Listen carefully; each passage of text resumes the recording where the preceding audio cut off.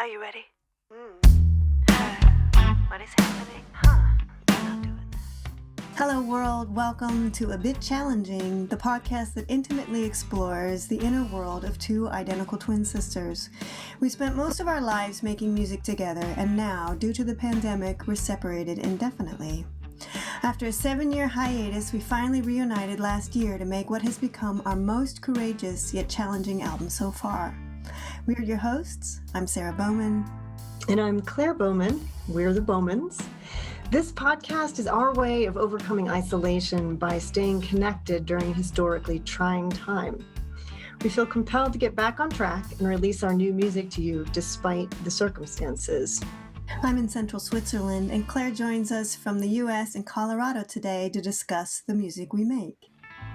In this episode, we will be talking about our song Wildfire. If you tuned in last time, you already know that you're basically eavesdropping on a very spontaneous and intimate conversation between twins. You'll hear segments that give us an opportunity to express multiple sides of ourselves, even those which haven't changed since we were kids. We just finished recording a home studio performance of our song Wildfire, exclusively for you, our listeners. The song appears on our upcoming album, Scrutiny. This will be fun. Hey Claire, let's start with your 2 bits. Well, I would like to start by quoting your lyrics. If embers do ignite, I want to prevent a wildfire. Sarah wrote this song before we had an awful slew of fires in California, before the campfire even, but really just right before that. So by the time I'd heard it, I'd already been through, along with everyone in the Bay Area, experiencing others' loss and choking on smoke. It was hard to separate the lyrics from the experience of the actual fires. But now that I have had some space and disassociated the lyrics from that experience, I think the song is really hot. And I love the idea that people have these glowing embers in us, and other people sometimes come along throughout our lives and stir them up. Sometimes it's a good moment for that. Sometimes it's not. Sarah, I think this song is about a time when that was not a good moment. Okay. I just want to start off by saying I've been sort of losing sleep over doing this episode because, as a songwriter, if you were to take everything, every story that we put into song, if you were to take it literally, it could be really misleading about how we conduct our lives and what kinds of things are on our minds. But If embers do ignite, I want to prevent a wildfire. I'm sorry about the timing. I remember how awkward that was. Yeah, I think you called me and said, Claire, I think I caused these fires because I just wrote this song. I don't think you were being serious, but you also were obviously distressed about the timing. Yeah, I mean, there's so many reasons why the song has been really hard for me to commit to in its public life. It was the last one that I allowed to be on the album. It was the one that I was like, well, if one of them has to go, it's going to be this one because it's so, it puts my relationship in an awkward perspective publicly. I mean, again, about if we were to take those things literally. So let me tell you how this originated. As you may know, I have had a series called West Village Wednesdays, which is now called Pillow Song Portraits. And the series was designed to sort of bring the counterculture movement of the 60s and the 90s and bring it to Switzerland and sort of recreate the feeling of being in one of those Greenwich Village cafes. We would pay tribute to artists. And this was the Loudon Wainwright night. I decided to start the program with the song Motel Blues by Loudon Wainwright. And that song is about longing. It's a real lusty song. It's it's a song about a guy on the road and meets somebody downstairs in the hotel bar and just really wants to let go of all of these imprisonments that we give ourselves in order to socially function within social norms, and then just let something happen without consequence. But we know that it's never without consequence.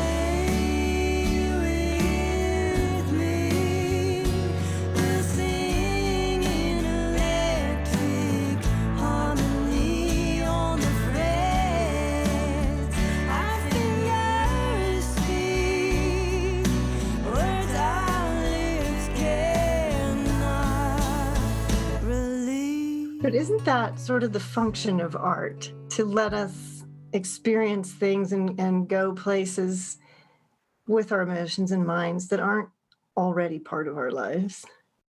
One of the functions. Right. Yeah, no, absolutely. And yeah, and I just feel like everybody's lives, whether they want to admit it or not, we're living on several different planes at the same time, and fantasy is one of those planes. And the Wildfire just came from where I write my songs. So this song was written time of year where we always have a fire in the fireplace, and so that became the automatic metaphor for this fantasy world where all the lights are off and the only light is the firelight, and it seems like anything can happen. Any fantasy could come to life in that sort of light or in that sort of environment. And yes, it was fun to sort of just to play this story out, even though it wasn't really based in any real reality, anything from my reality, I should say.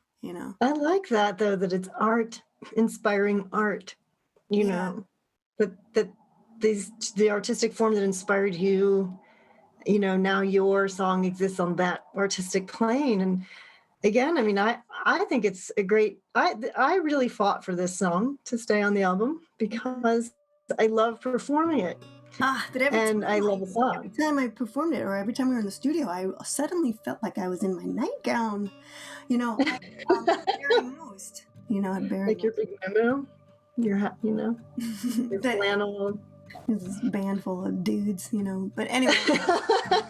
Yeah, but you were isolated in that room with your Wurlitzer. Yeah, it was good. Kudos to Marco for doing that, because it was possible to do it when I was the only one on the other side of the glass, and the mood lighting in the room was very much matched that sort of firelight that it was conceived in. But I just, the song that I chose. Well, see, because I've actually written 2 new songs. So listeners, each month I premiere a brand new song for Clara that she's never heard before. And I've actually written 2. So I had to choose between them. I wrote them both in 1 week. And the one I chose is actually art inspired by art. That's why I chose it. Oh, great. And I won't tell you till after I've performed it where it comes from, But okay.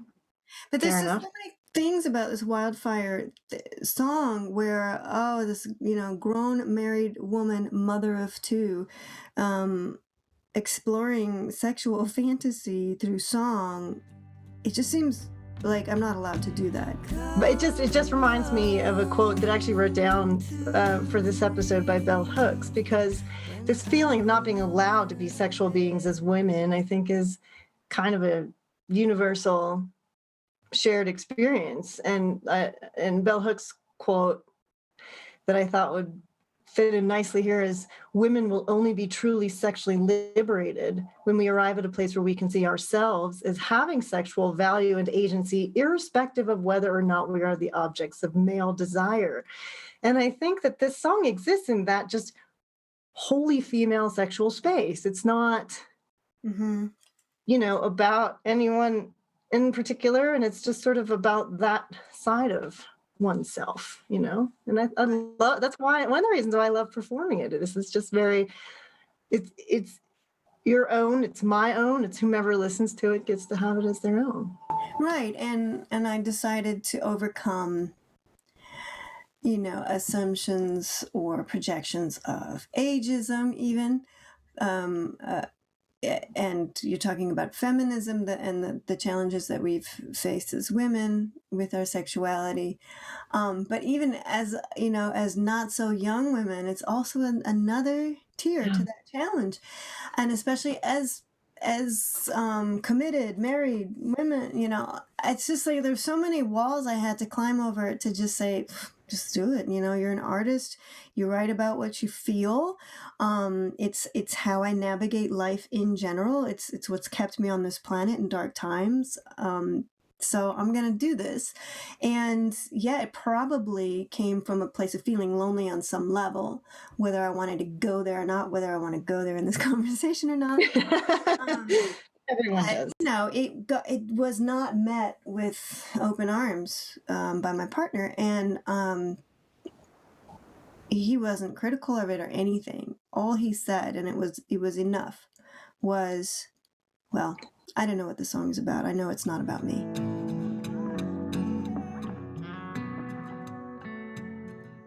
Artistically, that's valuable.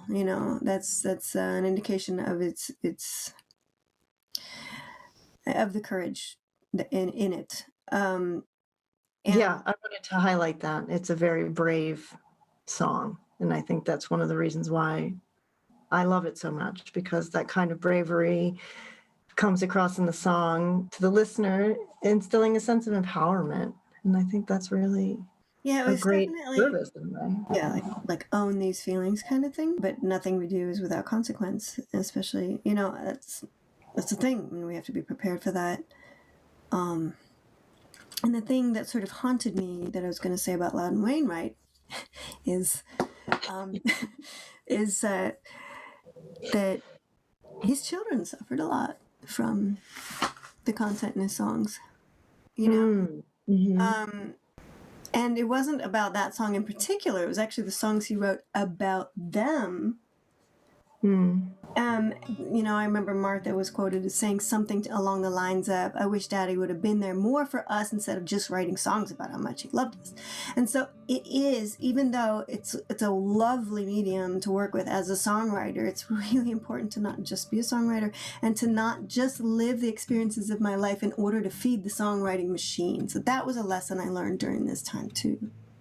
Oh, can you say more about that? Because I am an artist and I make paintings and stuff, but I do less songwriting. So I'm curious about so many things that you just said. I'm actually surprised that you said that this created tension, because to me, it's just a song. I didn't even think about that. And maybe I should have, about how that might have created some discomfort in your home. I don't know.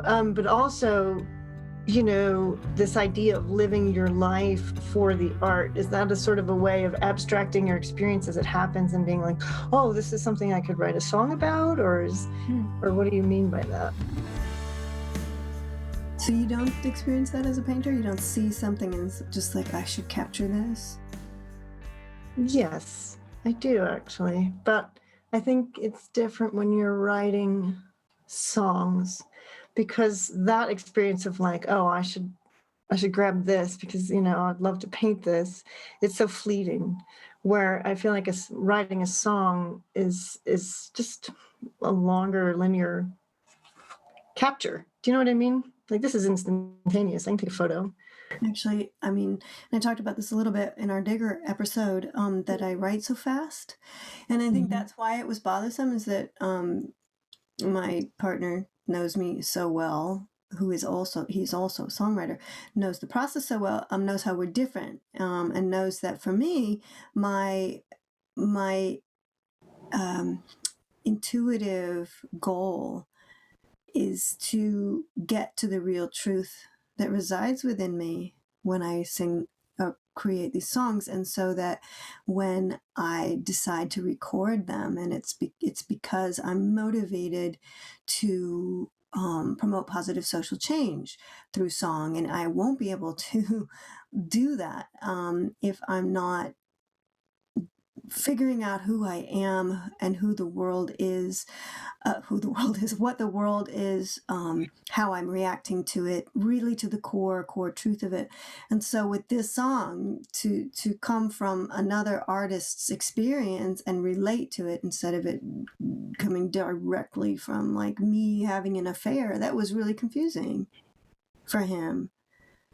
And I understand it. It sounds like I'm having an affair, or that I'm wanting to, and it's just not as simple as that. It just isn't.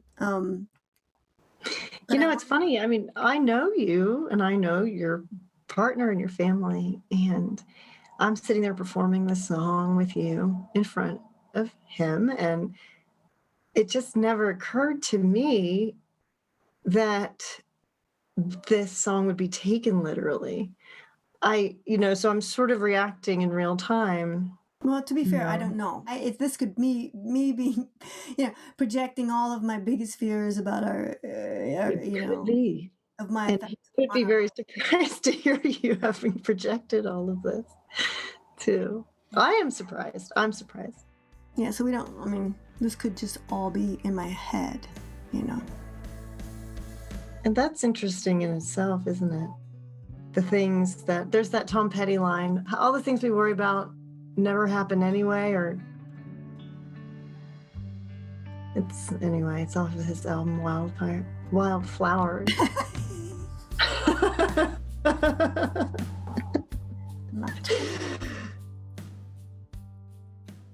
It's not that clear. It's not that direct. It's not a direct line to the person's soul as a person. It is a direct line to the person's soul as an artist, and that's confusing. Yes, I am one of these chameleon type people who I really feel empathy on a level that might be unhealthy and sometimes, Well, I think all artists need to go there, especially if we think of art as being about humanity and about connecting us, which I think is an important goal as an artist to have. Okay, so let's write a song about that. All right. Do you have an instrument? Shoot, I just have the guitar. Is that okay? Guitar is an instrument. Some people write music on guitars. The last time I had that funny goofy thing. All right, so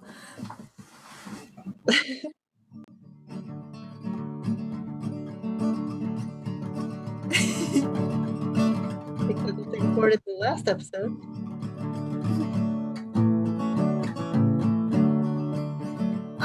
art is about humanity and it is eating me. We're trying to connect. We're trying to connect.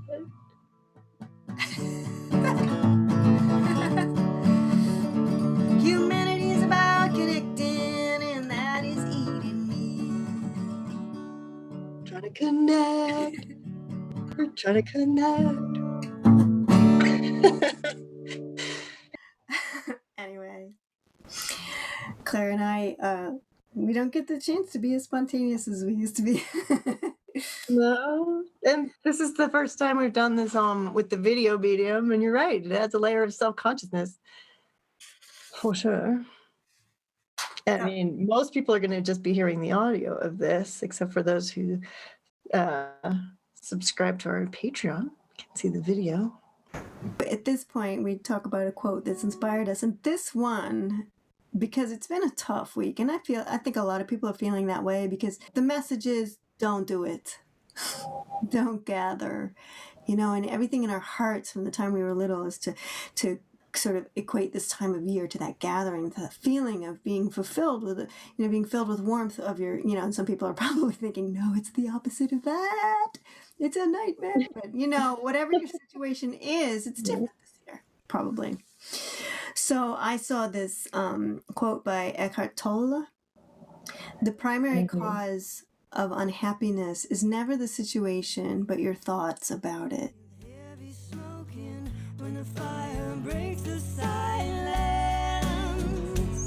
Sometimes it's like duh, of course, it's just your thoughts about it. But sometimes you hear the things that are so obvious, and it does shift your position. It makes you look at it. And yeah, it's my thoughts about it. So I can change my thoughts. I do that all the time, you know? And I've been having to do that so much about the holiday season, getting over my disappointments and then turning it into gratitude for what I have, turning it into presence with what I have, you know? Yeah. I feel like I'm doing it 100 times a day and I get exhausted, but I do live a bit better. And I do this for my kids because what we're going through is not nearly as horrific as what was going on in Life is Beautiful, but it's like a mild Life is Beautiful kind of thing, you know. The kids are fine. They're only not fine when I show my disappointments or I show my sadness. So when I do all of this change of perspective, it's for them, but it's for me, for them. You know what I'm saying? Yeah. Well, I think it's interesting how your quote is so fitting with what you just went through earlier in this episode when you're talking about how this is probably a lot of it's in your mind and that you've been sort of struggling with this and you haven't even checked it out with your partner to see if how much reality is there in what you're struggling with, you know? It's perfect tie-in. Thank you for that. You know, it's funny because I think about my role in performing this song next to you, with you, and it's not, some people might assume it would be awkward. It's not awkward at all. Just because I think it's a testament to your songwriting and the ability to, the way you kind of really give it away, and it's so easy to make it my own and perform from that place, standing next to you, you know, and it really is for me. It's just a song, and I experience just pure joy in performing this song, and you know, it's almost like not even the experience of joy is not necessarily related to the lyrics either. It's not that I'm ignoring the lyrics, which I think you think I do a lot because I get them wrong so often. But and actually, I don't think I misunderstood any of the lyrics in this song. I could be wrong about that, but I don't know. It's just it's there's this sense of liberation and femininity, and I like to step into the song and the experience of it, and it's great. And it's not I'm not thinking about, like, obviously I haven't thought at all about how this might be. Yeah. Yeah. Sorry, and Each other off. I mean, it's not lovely. It's not. I don't come off as an insensitive person saying that. Maybe I am and need to work on that. But what I'm saying is, it's a testament to it being a good song and a great experience to. Well, I appreciate that. I think at this time, I want to tell our listeners that I'm going to drop in now the video of my cover of Motel Blues by Loudon Wainwright, performed with Sebastian Schwartz. And you'll see a little bit of the connection there. And then Claire and I will come back after this musical break.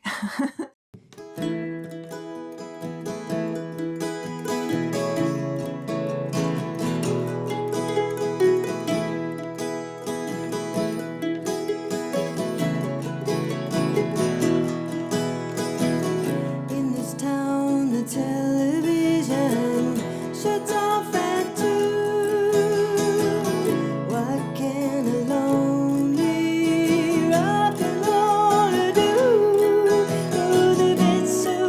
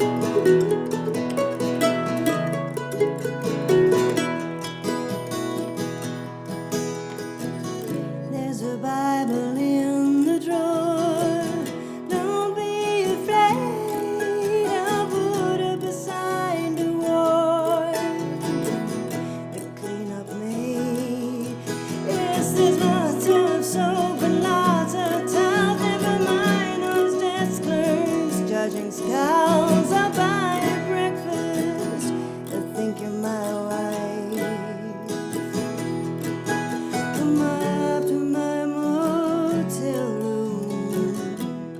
Save my life. Come up to my motel room. Save my life.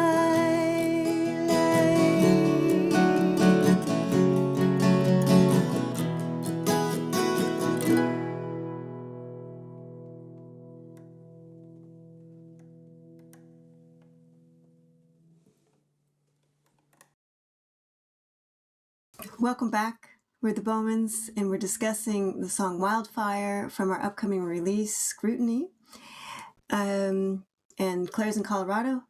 I'm in Switzerland. Thanks for listening. Thanks for joining us. We're at the point in the program now where I premiere a song for Claire that she's never heard before because I just wrote it a couple of days ago.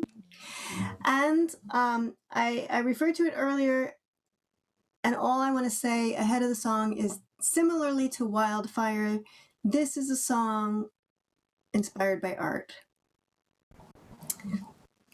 And maybe you can, maybe you'll figure it out. It's also inspired by, it's basically inspired by a bunch of stuff I saw on TV lately. It's not just one source, it's more than one. It made its way in here. Okay, it's very ill-rehearsed. Here we go.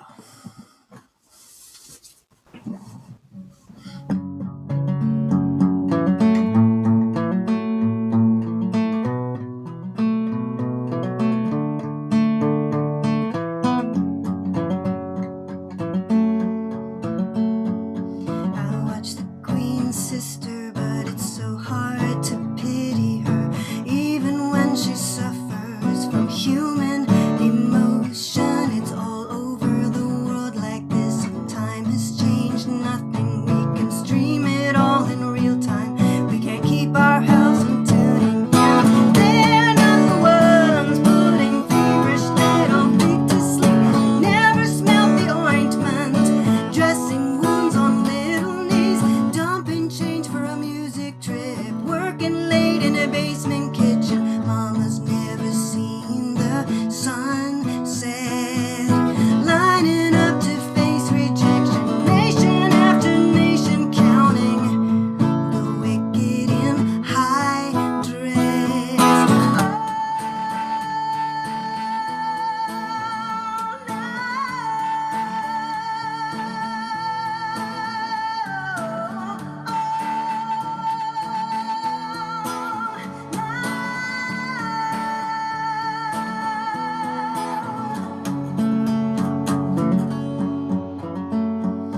The stress fits like a helmet fixed tighter with each passing day. Mama's on her knees again. It's where she works and how she prays. The bottle takes the edge off. At first there was kindness. The drink lives its own life in her blood. It steers blindly. They're not the ones who will save us from our demons. Marble walls will never fall so long as we are worshiping. Seductive as prosperity. He looks like Ken on the big screen, but breaks our backs for frivolity. We're all vexed by a tangled web. She calculates and sinks again. Mama's never coming back.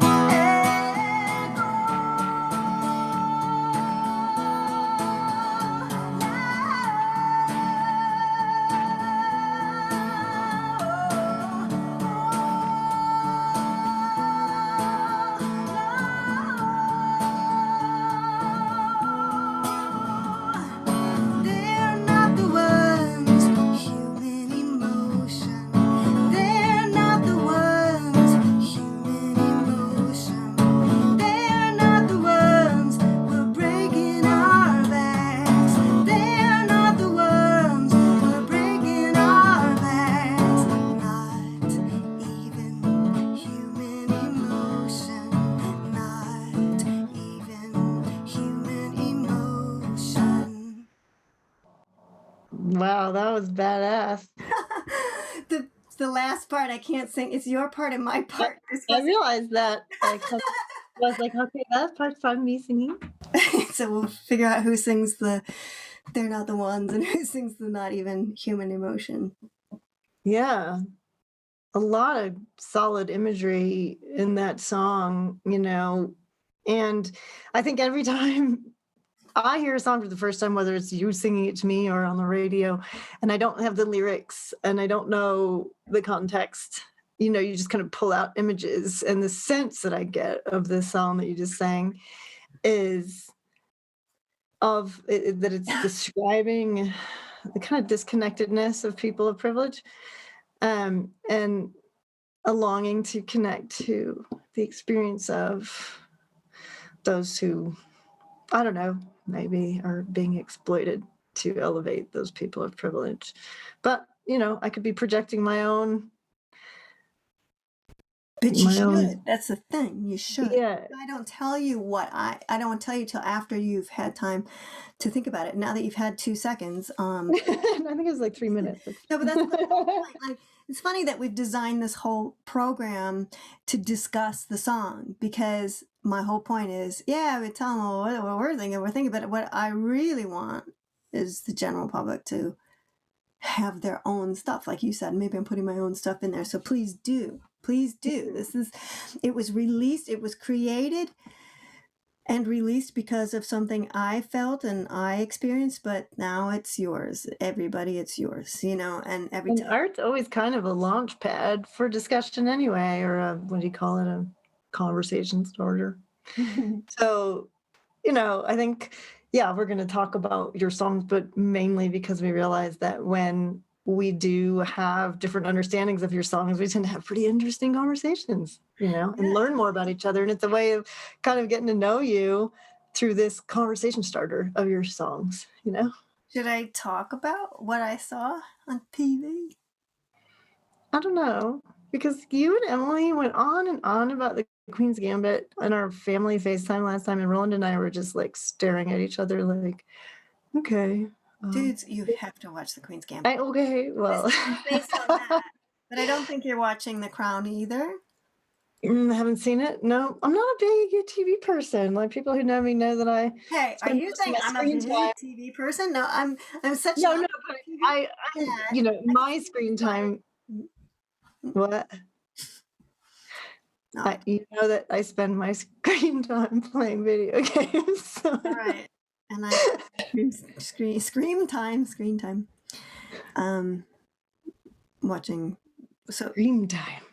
I think it's obvious to anybody who's seen The Crown that the first part is about one particular episode, and then there's just something that I saw of a woman who was before Congress, I think, and she was talking about what poverty in America is today, what it means today. It's not the people who are it's not limited to the people who are on the streets, but that the struggle of the class that is not eligible for aid from the government, financial aid.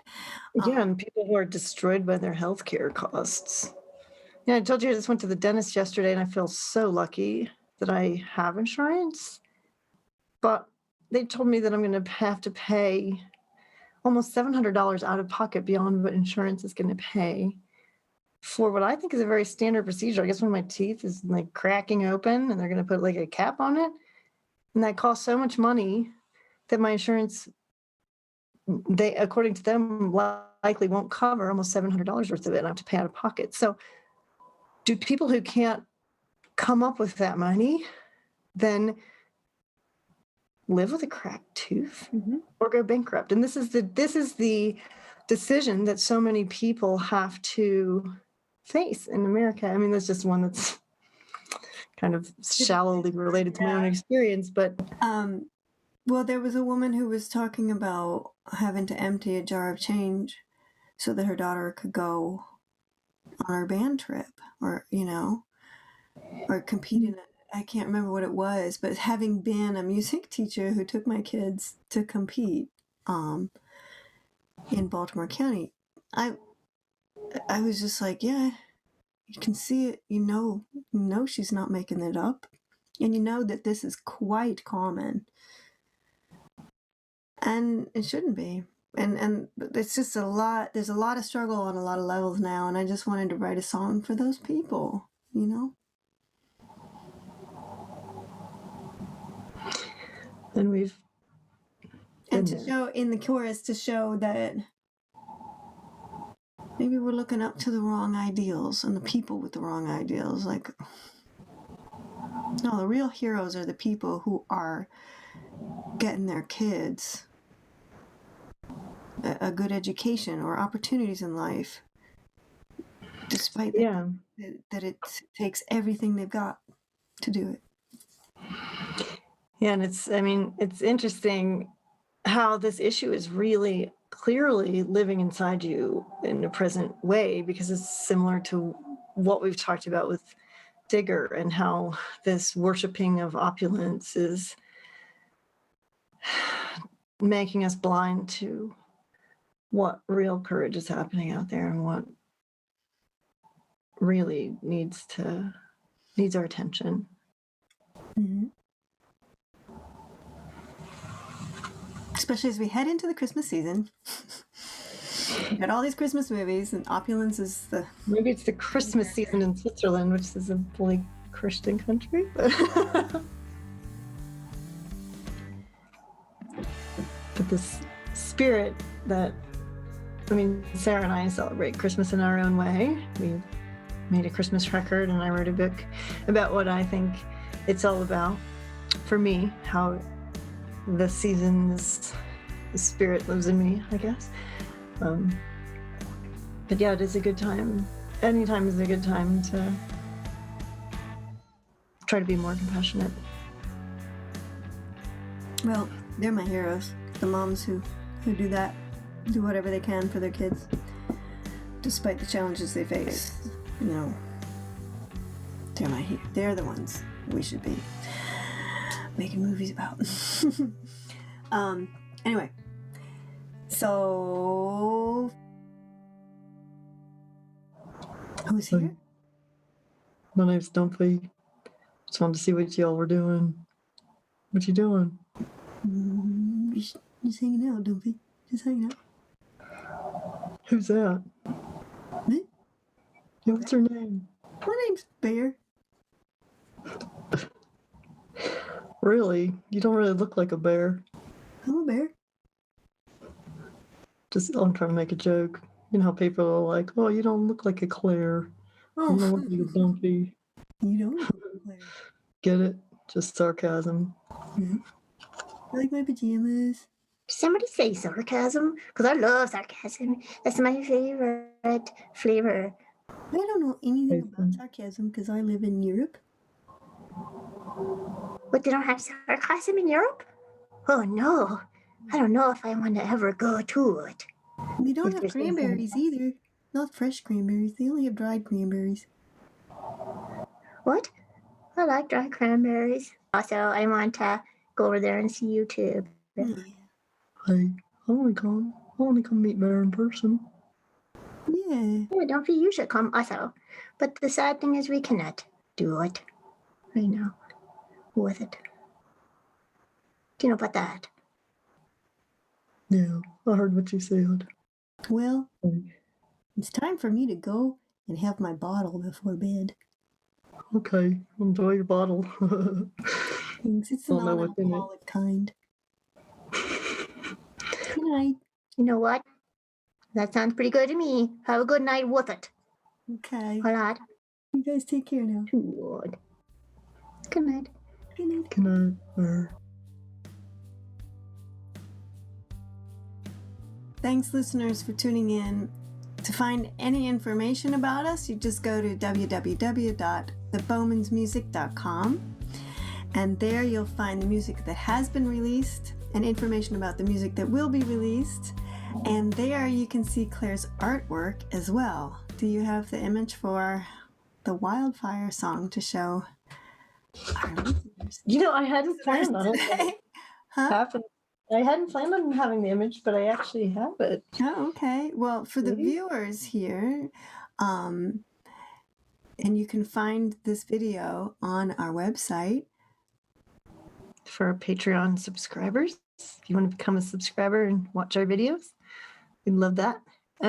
This is the artwork that Claire made for Wildfire, which I think is just so gorgeous and so moving and so touching.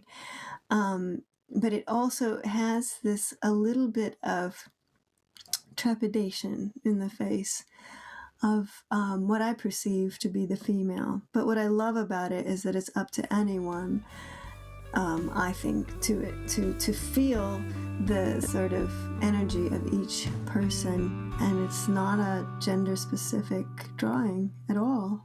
I love that. Yeah, a lot of things I draw kind of aren't necessarily gendered, and I'm glad about that. You have a person kissing someone on the cheek, and another person kind of looking at them,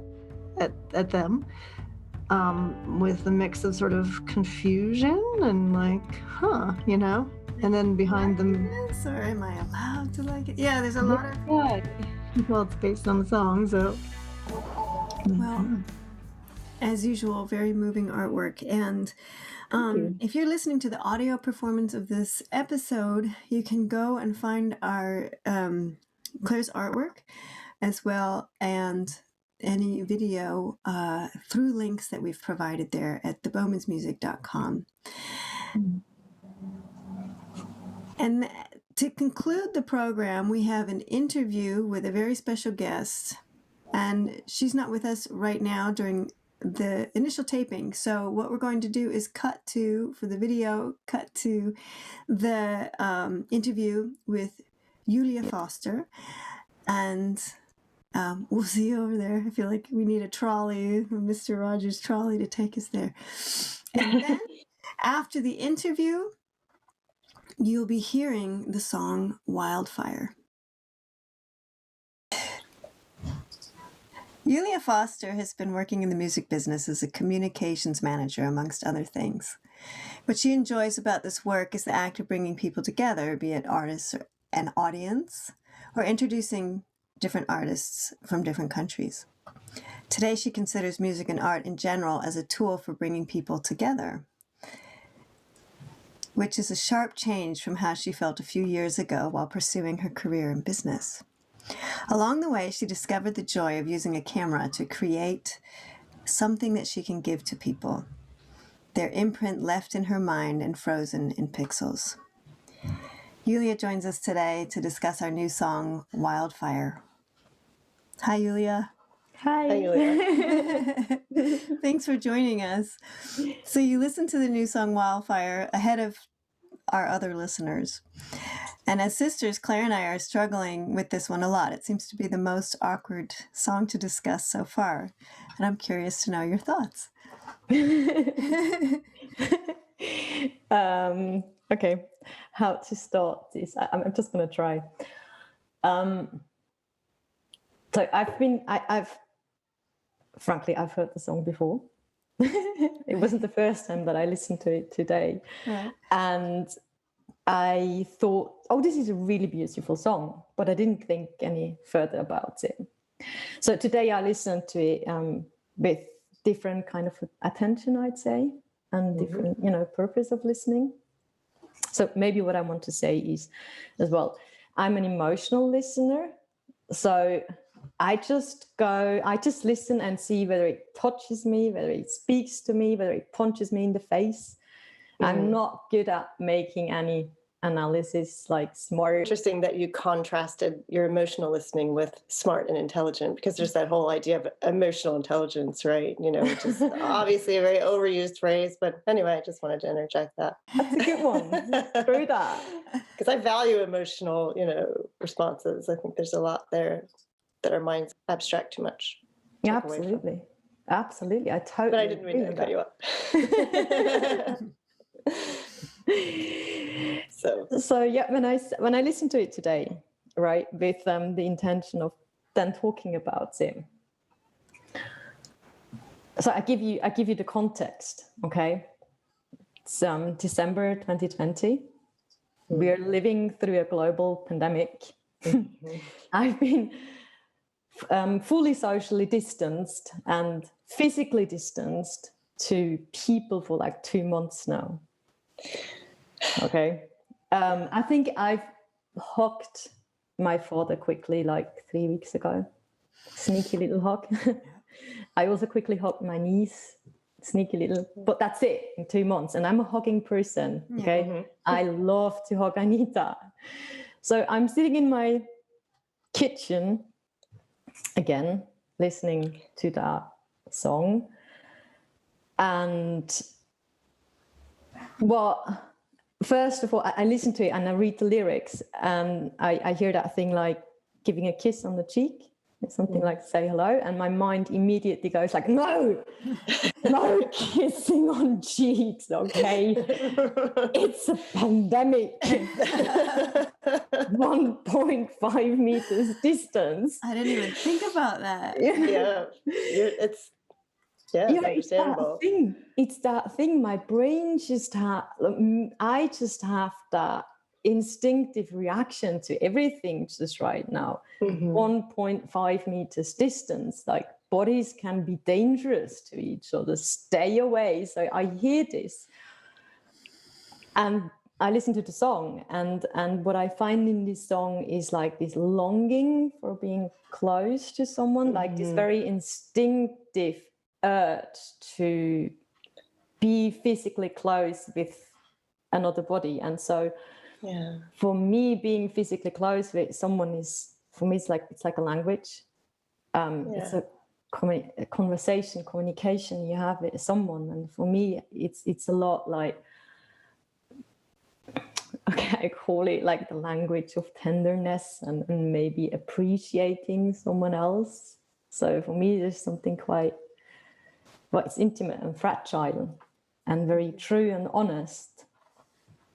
So I've been fully socially distanced, you know, and then I listen to these words again, and also what I hear in the voices and how the voices like intertwine and the music, and that just fully broke me. Like I just started crying because the song also, I find it's like a song written about situations that I've had in my life. I find my own experiences in this song and listening to it. And for me, that makes it like a really good and a great song, because if you find yourself and your own experience in a piece of art, it's like someone expresses what you didn't express yourself, but what you felt. And that's a great piece of work, great piece of art. So all of a sudden I find this and I'm being brought back to those memories. And I'm in the middle of a pandemic. Oh, I didn't mean to do that to you. I didn't think about it. Yeah. But it makes complete sense, that longing, and that we've all sort of been restricting our physical contact with everyone, and that would all come up because it's a very physical song, and it's a song of longing, and actually, interestingly, that forbidden ability to connect physically with somebody, and to put it in the context of the pandemic. Wow. It takes on a whole nother level. It's funny when I'm the writer and I have my intentions, whether or not I've spoken about them or not, but it's so hard to imagine other ways that it can be interpreted. And so when I hear them back, and it just sort of floors me, and I just realized, I was just like, oh my God, what have I done? What have I done? You know, no, but I mean, I was thinking last night, because you were saying wonderful things about it. You're calling it art, and I'm always just kind of like, oh, you know, burden people with listening to my songs. You know, that's called imposter syndrome. Thanks. And I was thinking about last night, we were talking about Leonard Cohen, and there's that part where I was talking about his Hallelujah, and it's from an album that his record label wouldn't even release, and nobody really paid attention to the song until Dylan started talking about it, started covering it, and there's this writer from American Songwriter magazine, actually, who was talking about how it's just got this inherent greatness because of its art, because of its human expression, but it has absolutely no commercial appeal. And so it got ignored. And almost we almost didn't get that song.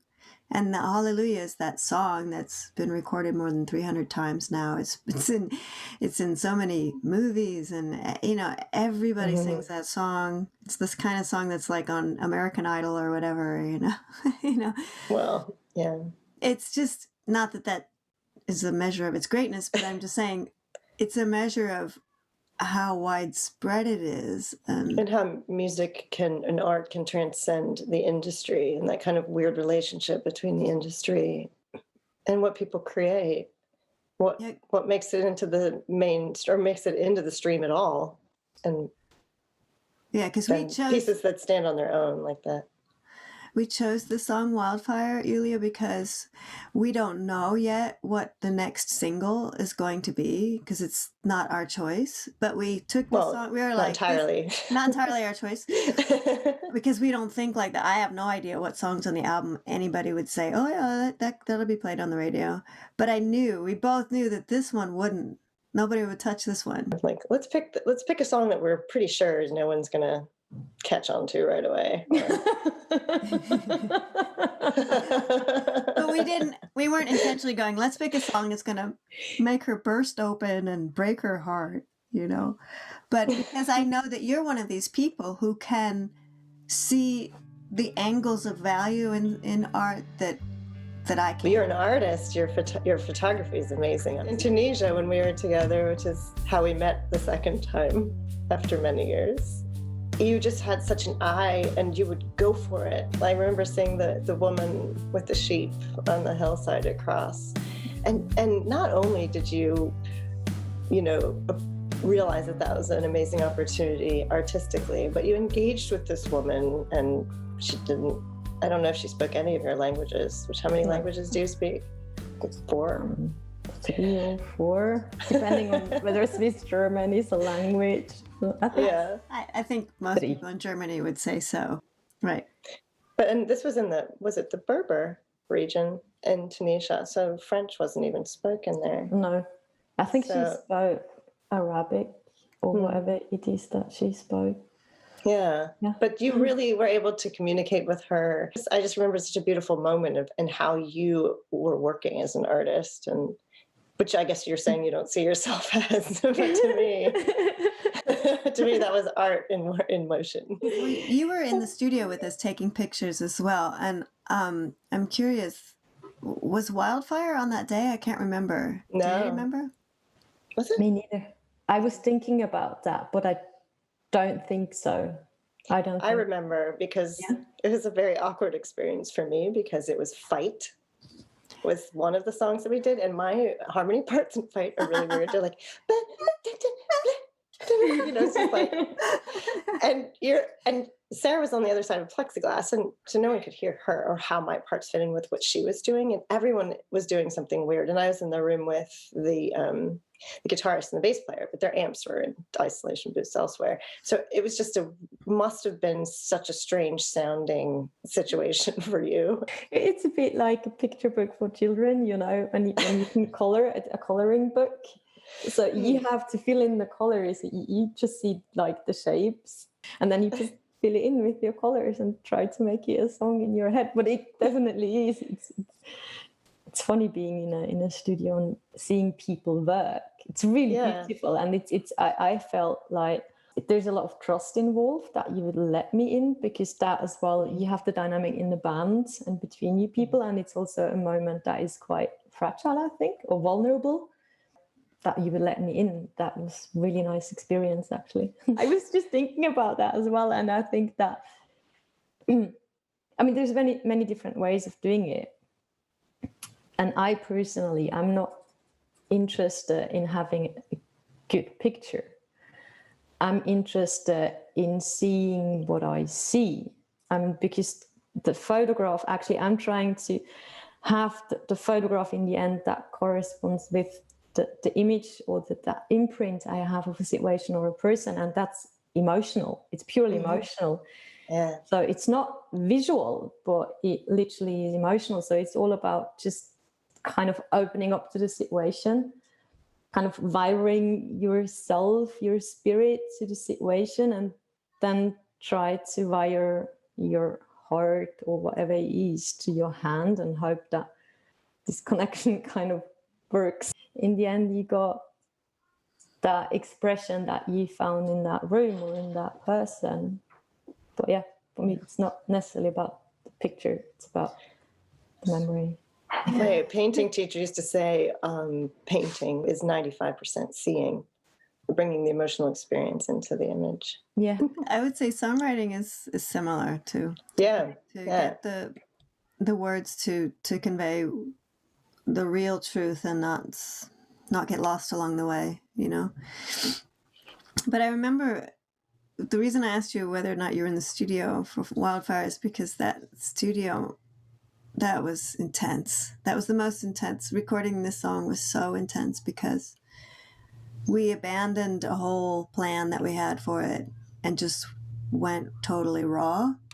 And I was alone again because I was with you guys. I can see you through the glass, but I was definitely alone. And I started to have that longing that I was singing about, you know. But that trust that you talk about goes both ways. And, you know, that you would also, you become part of that, the whole experience. That's why I can't remember if you were there during that song or not, because once you were there, it was like you were always there, you know. The whole memory is just like a one long day instead of 5. And it's so funny even talking about it, I start to get this should I admit this, nausea that I have when I'm in studio, because I have to somehow get to that point of intimacy and vulnerability that I do when I'm alone writing it. And I have to do that like behind this glass wall while I'm directing a band. And, you know, it's a hard leap to make. And the only way to make it is just to have trust with everybody and then go back to that place of isolation and start there, you know. But you can't just isolate yourself and record a song with a band without that trust. It doesn't work, you know. Anyway. Yeah, it's a bit like letting yourself falling backwards into the people, right? Because you're isolating and opening up at the same time. You need to keep yourself and what you want to do and what you want to say and how to express it, because you work with your voice as well, holding that really close together, and at the same time just letting you fall into the people around and hope that they catch you. Yeah. But every performance, I feel, is sort of like falling into an audience and hoping that they catch you. Yeah. And in this song in particular, because it's vulnerable and there are the two of us on stage singing and from our own experience and having to kind of overcome, like Sarah started this interview with that awkwardness, you know, of we're singing about something really sexy and, you know, we're sisters. I remember my directional comment to Claire in studio was, "You're the sexy ghost." Oh yes, and I have it written in my notes. I wish I had them here. Sexy ghost here at this part. Yeah, you don't know. sing too forward. You're just the sexy. You're like the sexy ghost. What am I saying? But it's like we don't, because it's all about the song. That's the thing. It's not about us personally, our relationship with each other, anything. It's just you become the song. And then something that I don't even have to think about until now, or you know, whenever the album comes out, is how does this fit into the world, you know? And then when other people who work, like you work in communication, so you kind of understand how to talk about something that somebody else has made. And I don't really know how to talk about it for the purpose of bringing the right people, magnetizing the right people to it. So it suddenly dawned on me that, oh, it's a feminist act to release a song like this. Like, for me, it's just that's I write about whatever I'm going through. It's also sort of a processing technique for me, a mechanism. So by now it's becoming this thing where, okay, This feels embarrassing. This is courage. Yeah, but Yeah, I don't know. that is what courage is all about, no? But I've been thinking a lot about this over-sexualization. I can't. Over sexualization. Yeah, it's a tough Thank word. you. Horrible. You said it perfectly. No, I mean, I can't even say it in German. Oh, what is it in German? I'm curious. Übersexualisierung. It's just like, it's hard to say that in German. I can't say it in English. It's a long word. Yeah. So it's just a thing that I've been thinking a lot lately, because it kind of takes the fact that a naked body, is the most natural thing we have on earth. It's literally just like there's nothing more natural than a naked body. Right. And it turns that naked body into something that is full of taboos and awkward and yeah, and I've been thinking about that a lot lately. And for me, like in the song, there's something about that belonging for being naked with someone, which again is something so natural, or something that should be so natural, Yeah. And then, so I was just thinking about that. Yeah, we're socialized to go against our natural instincts, I think. Or to already sexualize our nakedness too. Yes. Yeah. I mean, I'm even already worried about my daughter. She's 5 years old, and I see her expressing herself in a way that I know a sick person would interpret sexually. I know and it's that. Obviously just natural because it's just obviously, it's not anywhere on her mind, but she's expressing herself, and I'm just like, oh, this is frightening me as her mother, and it's terrible. Yeah. It's just a terrible conundrum or contradiction, and now here we are, and she's growing up in a world where now we're even covering our faces, which some cultures women have had to do that all the time, and now it's unnatural for now the clothing thing, the nakedness. It's getting there's less and less. I start to wonder, it's like, is the sight of somebody's mouth going to be like the sight of their genitalia? Eventually? In our nightmares, it is. That's not what I meant. No, I know, but there's this whole concept of the new stress dream is maskless people in public. That people are having these dreams. I've had these dreams, and like Yulia was saying, like the idea of listening to the lyric of being kissed on the cheek set off this reaction, and you're like, no, pandemic, don't. Like watching movies with people in like crowded bars. This is like, oh, this is so wrong. Yeah. Wow. Well, it was really great talking to you, Leah. Thank you for listening to the song. Thank you for thinking about it. And thank you for allowing us into your mind about it as well. Yeah. Well, thank you. It was nice being in the studio. It's nice, just really, really nice being parts of it in the way that you let me in. It's really nice. Thank you. Okay. Well, bye. Bye. Well, this has been fun and enlightening, as usual. I'm always happy to get up super early in the morning to accommodate your schedule. Kids are coming home soon. So, are we ready? This episode of A Bit Challenging has been about the song Wildfire, which is going to be released on our album Scrutiny. And today, rather than hearing the official single of the song, you'll be hearing an exclusive performance by the Bowmans just for you, just for this program. This is Wildfire.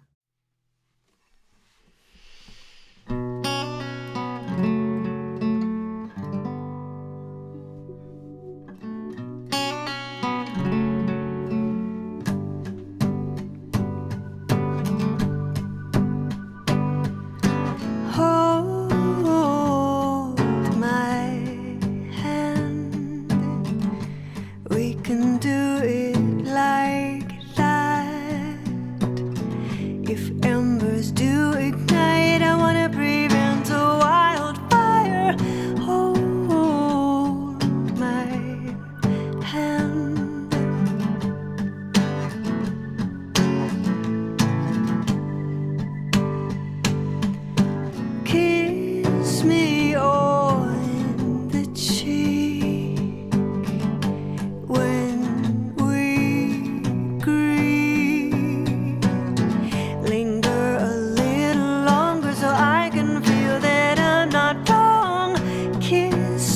on the cheek.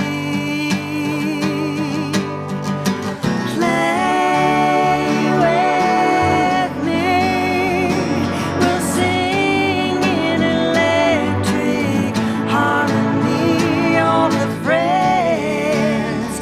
Our fingers speak words our lips cannot release.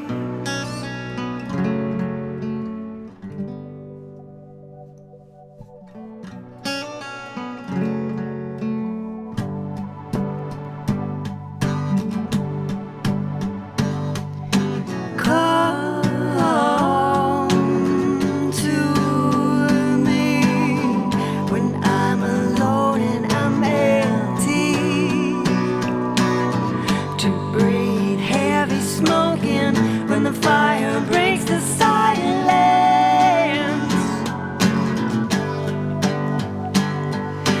Come to me. Play with me, we'll move in electric symmetry off the page, like in the sheets. How much can you take if I leave?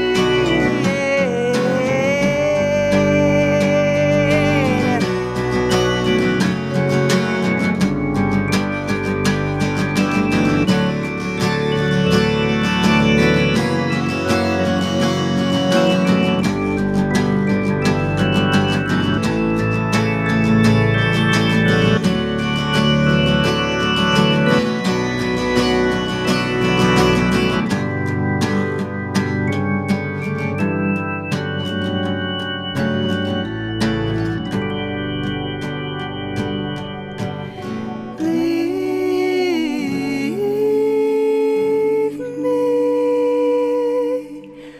before the ice melts completely.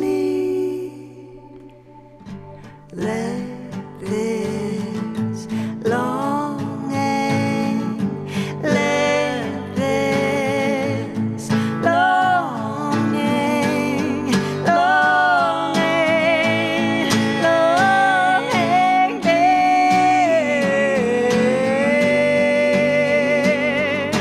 leave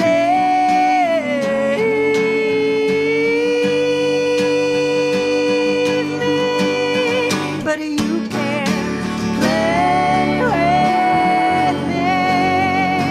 We'll move in electric symmetry off the page, like in the sheets. What we make will take over me. Take me.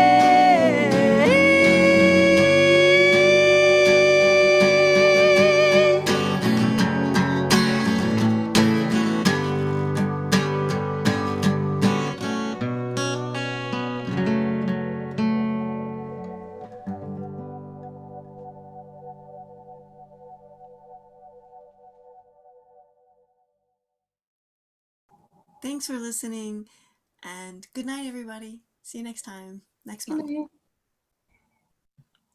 Bitch.